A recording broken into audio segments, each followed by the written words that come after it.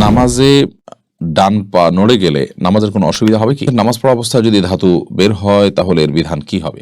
নামাজের সেজদায় দোয়া করার নিয়ম কি? বাংলায় কি দোয়া করা যাবে? সালাতে অলসতা আসলে করণীয় কি? অজু করে ক্রিম ব্যবহার করা যাবে কিনা? পায়ের পাতা খোলা থাকলে নামাজ ভেঙে যাবে কিনা? মোজার উপরে মাসের ক্ষেত্রে একদিন এক রাত এবং 3 দিন 3 রাত বলতে কি বোঝায়? এটা দ্বারা কি 24 ঘন্টা উদ্দেশ্য? এশার পরে আমি বিতির নামাজ পড়তে পারিনি, এখন কি করব?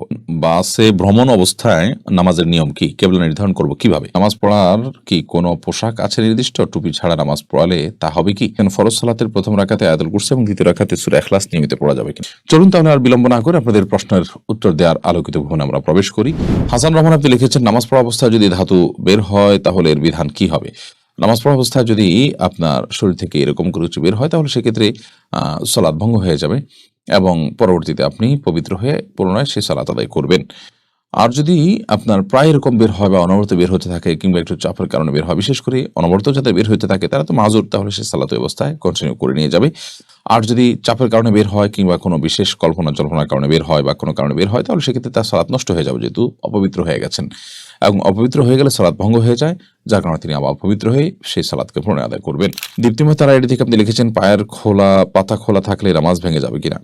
পায়ের টাকনুর নিচ পর্যন্ত পা ঢাকতে হবে নামাজের মধ্যে মেয়েরা, কিন্তু পায়ের পাতার অংশ ঢাকতে হবে কিনা সেটা ফুকাহের মধ্যে মত পার্থক্য আছে। অনেক ফুকাহ সেটাকে ঢাকা আবশ্যক মনে করলে অনেক ফুকাহ একরাম সেটাকে আবশ্যক মনে করেন না। সালাতে অলসতা আসলে করণীয় কি? সালাতে যদি অলসতা আসে তাহলে সেক্ষেত্রে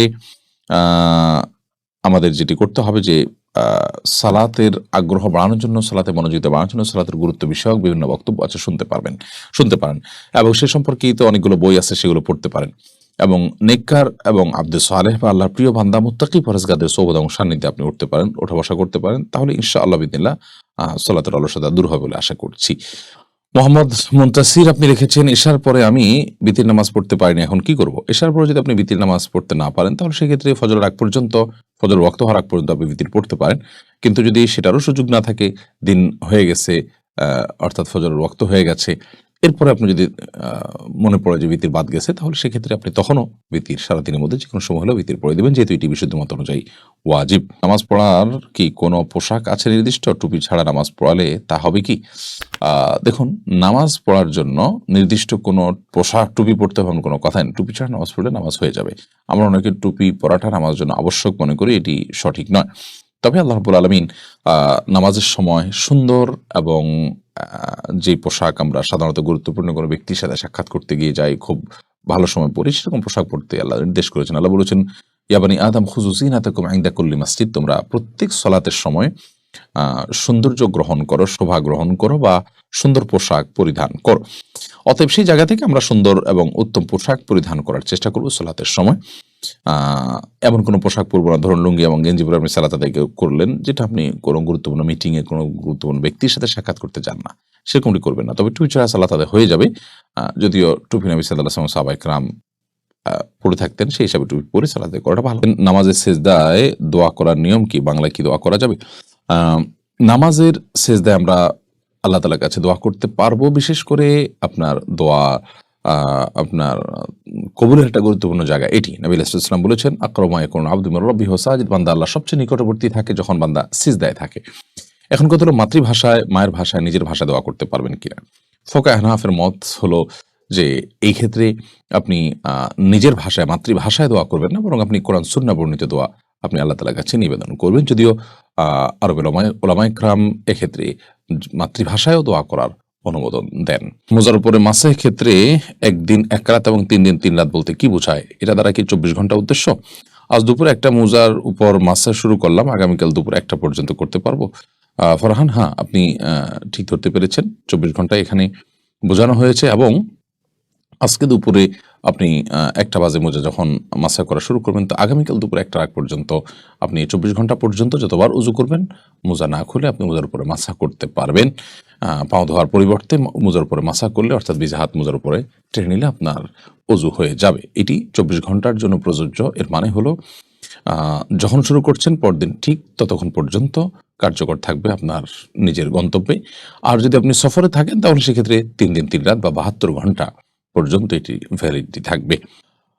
জান্নাতুল ফেরদাউস আপনি লিখেছেন, বাসে ভ্রমণ অবস্থায় নামাজের নিয়ম কি? কেবলা নির্ধারণ করব কিভাবে? আমরা যখন বাসে বা ট্রেনে বা এই জাতীয় কোনো যানবাহনে ভ্রমণ করব তখন আমাদেরকে সালাত আদায় করতে হবে। সালাতের ওয়াক্ত হলে আমরা নেমে যথারীতি কেবলামুখী হয়ে দাঁড়িয়ে রুকু সিজদা সঠিক মতো করে আমাদেরকে সালাত আদায় করতে হবে। সে সুযোগ যদি কোনো কারণে না থাকে, বাস না থামে এবং ওয়াক্ত চলে যাবে এরকম মনে হয়, তাহলে প্রয়োজনে বাস ছেড়ে দিয়ে অন্য বাস উঠতে হবে। যদি সেটা খুব বেশি কঠিন হয় এবং খুব বেশি রিস্কি হয়, ধরুন এই বাস ছেড়ে দিলে আরেকটা বাস পাওয়াটা টাফ হবে, অনেক কঠিন হবে, তাহলে সেক্ষেত্রে আপনার ওযু থাকলে বাসের মধ্যে আপনি সালাত আদায় করবেন। আর ওযু না থাকলে তায়াম্মুম করার সুযোগ থাকলে তায়াম্মুম করে হলেও আপনি সালাত আদায় করবেন। যদিও পরবর্তীতে তায়াম্মুম করে সালাত আপনি আবার পুনরায় পড়ে নেবেন। আর বাসে কেবলামুখী হওয়ার জন্য আপনি চেষ্টা করবেন, আজকাল কেবলা চেনা অনেক সহজ, কম্পাস ইত্যাদির মাধ্যমে আপনি কেবলা নিরূপণ করতে পারেন। বাসের ড্রাইভার হেল্পারদের সহযোগিতা নিতে পারেন, কোন দিকে কেবলা, যেদিকে কেবলা হয় সেই দিকে ফিরে আপনি সালাত আদায় করবেন। বাসের মধ্যখানে যে জায়গাটা আছে, খালি জায়গা, সেখানে দাঁড়িয়ে আপনি সালাত আদায় করতে পারেন। প্রয়োজনে সিট ধরে ধরে আপনি সালাত আদায় করবেন যদি পড়ে যাওয়ার ভয় থাকে। আমি নিজে এইভাবে সালাত আদায় করেছি। ধরুন বাসটি কেবলার দিকে যাচ্ছে, তাহলে তো আপনি ওই মাঝখানে গলিটিতে দাঁড়িয়ে সালাত আদায় করতে পারছেন, অথবা কেবলার বিপরীতে যাচ্ছে তারপরও আপনি সেখানে দাঁড়িয়ে সালাত আদায় করতে পারছেন, সে সুযোগ থাকছে। এমনকি বরাবর কেবলা নাই কিন্তু অনেকখানি কেবলার দিকে আছে, তাহলে আপনি ওখানে দাঁড়িয়েই কিছুটা অ্যাঙ্গেল হয়ে কেবলামুখী আপনি সালাত আদায় করতে পারছেন, এই সুযোগগুলো আপনার থাকছে। কোনোভাবেই যদি এরকমটি করার সুযোগ না থাকে, এখন উত্তর দক্ষিণে বাস যাচ্ছে এবং কোনোভাবেই ওখান থেকে আপনি সালাত আদায় করতে পারছেন না, তাহলে সেক্ষেত্রে দাঁড়ানোর কোনো স্কোপ না থাকলে আপনি সিটে বসে কেবলার দিকে ঘুরে আপনি সালাত আদায় করবেন। দাঁড়িয়ে রুকু সিজদা করার মতো সুযোগ না থাকলে রুকু সিজদা ইশারা করবেন, তারপর আপনাকে সালাত আদায় করতে হবে। সালাত সময় মতো আদায় করার গুরুত্ব এত বেশি যে এটাকে আপনি এই ধরনের অজুহাতে বিলম্ব করলেন কিংবা পড়লেন না, সেই সুযোগটা কিন্তু নেই। আমরা অনেকেই সফরে সালাত আদায়ের পরে যত্নশীল নই। এমনি রাহিম সরকার আপনি লিখেছেন, অজু করে ক্রিম ব্যবহার করা যাবে কিনা। অজু করার পর ক্রিম ব্যবহার করতে কোনো অসুবিধা নেই।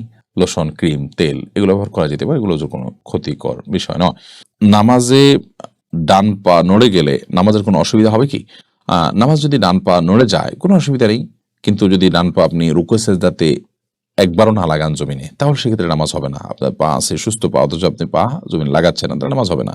কারণ নবী করিম সাল্লাল্লাহু আলাইহি ওয়াসাল্লাম বলেছেন, উমিরতু আন আসজুদা আলা সাবআতি আযমিন, আমি 7টি অঙ্গের উপরে সিজদা করার জন্য নির্দেশ আমাকে দেওয়া হয়েছে, তার মধ্যে থেকে এই 2 পা এগুলো জমিনের সাথে লাগা থাকতে হবে। তবে সামান্য একটু এদিক সেদিক হয়ে গেল, একটু সময়ের জন্য উঠে গেল সামান্য, আবার আপনি জায়গা রেখে ফেলেন, তাতে কোনো অসুবিধা হবে না। এমনি সাদ্দাম আপনি লিখেছেন, ঢাকা থেকে নিজের বাড়িতে চট্টগ্রামে আসার সময় রাস্তায় কি কসর পড়তে হবে? অবশ্য একদিনের জন্য বাড়িতে যাওয়া।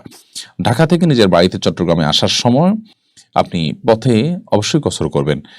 অর্থাৎ মুসাফির অবস্থা আপনি সফরের পথে যখন থাকবেন তখন তো আপনি পুরো মুসাফির বিধায় আপনি কসর করবেন। আর নিজের বাড়িতে যাওয়ার পর সেখানে কোনো কসর নাই। আপনি চট্টগ্রামে নিজ বাড়ি থাকলে সেখানে গেলে আপনি পুরো নামাজ পড়বেন, সেটা একদিন থাকুন, আধা দিন থাকুন, যতক্ষণই থাকুন না কেন। জর্দা দিয়ে পান খেলে কি ওজন নষ্ট হয়ে যাবে? না, জর্দা দিয়ে পান খেলে ওজন নষ্ট হবে না, তবে অনেকগুলো জর্দা আছে যেগুলোতে তামাক থাকে, যেগুলো নেশা জাতীয়, সেগুলো একজন মুসলমানের জন্য খাওয়া উচিত নয়। তবে যেটা সুঘ্রাণের জন্য, শুধু মুখের সুগন্ধি তৈরির জন্য জর্দা, সেটি খাওয়া যেতে পারে। আল্লাহ রাব্বুল আলামিন যে কথাগুলো আমরা জানলাম, শিখলাম, বুঝলাম, সেগুলো আমাদেরকে আমল করার তৌফিক দান করুন এবং হাদিসের আলোকে আমাদের জীবনকে সাজাবার তৌফিক দান করুন। হাদা মা ইনদি ওয়া ইলমু ইনদাল্লাহ। ওয়াসসালামু আলাইকুম ওয়া রাহমাতুল্লাহি ওয়া বারাকাতুহু।